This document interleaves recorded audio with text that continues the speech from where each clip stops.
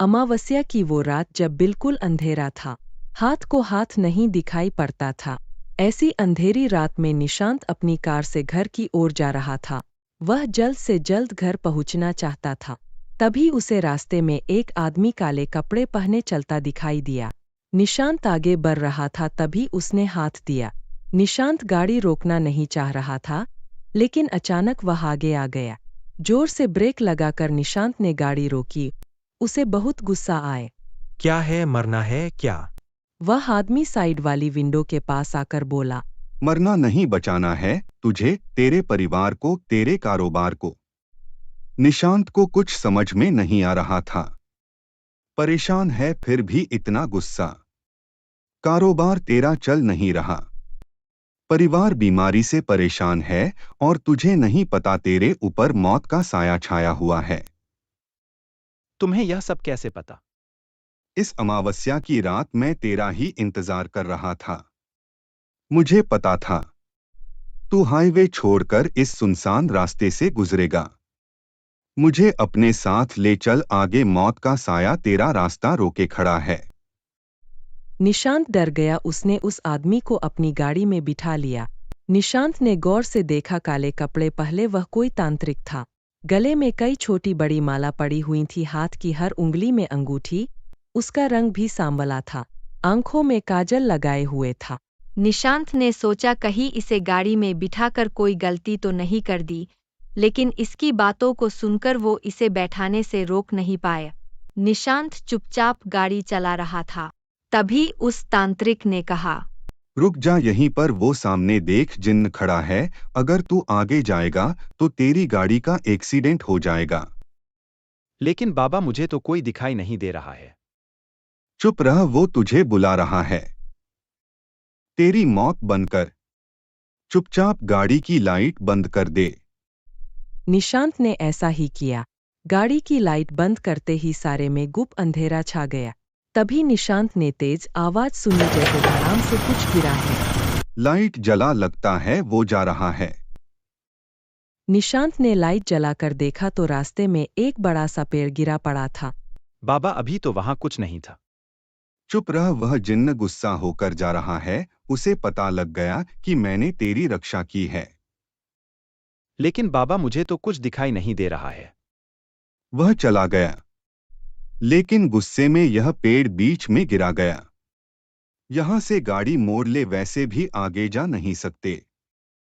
बाबा, आपने मेरी जान बचा ली। बहुत बहुत धन्यवाद। वो सब बाद में, भाग यहां से, ये जिन्न बहुत शक्तिशाली होते हैं। गाड़ी रोक दे, मुझे यहीं उतरना है। लेकिन बाबा, इस सुनसान रास्ते पर आप कहाँ जाएंगे? मुझसे सवाल मत कर, चुपचाप घर चला जा, कल रात को मैं तेरे घर आऊंगा। निशांत डर के मारे कुछ नहीं बोला और गाड़ी लेकर घर की ओर चल दिया। घर पहुंचकर उसने अपनी पत्नी रेखा को सारी बात बताई।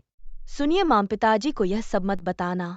पिताजी पहले से बीमार हैं। मां जी यह सब सुनेंगी तो डर जाएंगी। अरे, उस तांत्रिक ने मेरा पता तो पूछा ही नहीं, वह यहाँ तक कैसे पहुँचेगा? वह सब छोड़िए, आप सही सलामत आ गए, यही काफी है। अगले दिन रात को 9 बजे किसी ने दरवाजा खटखटाए। निशांत ने बाबा, गेट खोला। आपको मेरा घर कैसे सामने मिला? वही तांत्रिक खड़ा था। मुझे पूजा करनी है। तेरे घर में किसी का साया है। तांत्रिक ने पूजा शुरू कर दी। तभी उसकी निशांत की मां तांत्रिक के सामने आकर बैठ गई। तुझे भी खा जाऊंगी। किसने भेजा है तुझे यहाँ? इस परिवार को बर्बाद करना है। सही सही बता, क्या बात है? यह मुझे शमशान से साथ लाया। कब? इसका दोस्त मरा था, तब यह शमशान गया था। वहां इसके दोस्त के बराबर में मेरी चिता जल रही थी। यह जूते पहनकर उस पर चढ़ गया। तभी मैं इससे बदला लेने इसके साथ आ गई। निशांत ये सही बोल रही है? हाँ, पता नहीं बाबा, एक चिता जल तो रही थी पास में, पर मुझे नहीं पता मैंने कब उस पर पैर रख दिया। शमशान में जूते पहनकर क्यों गया तू? बाबा, गलती हो गई। लड़का गलती मान रहा है, जा, चली जा यहाँ से। नहीं, इसके बाप को लेकर जाऊंगी। मेरे साथ चल, मैं तुझे मुक्ति दिलाऊंगा। मुझे मुक्ति नहीं मिल सकती। मेरी बेटी भूखी है। कहाँ है तेरी बेटी? जमुना के पीछे झुग्गी में है। उसे भूखा छोड़कर मैं भीख मांगने निकली थी, तभी एक ट्रक चढ़ गया। मेरी बेटी मेरा इंतजार कर रही है।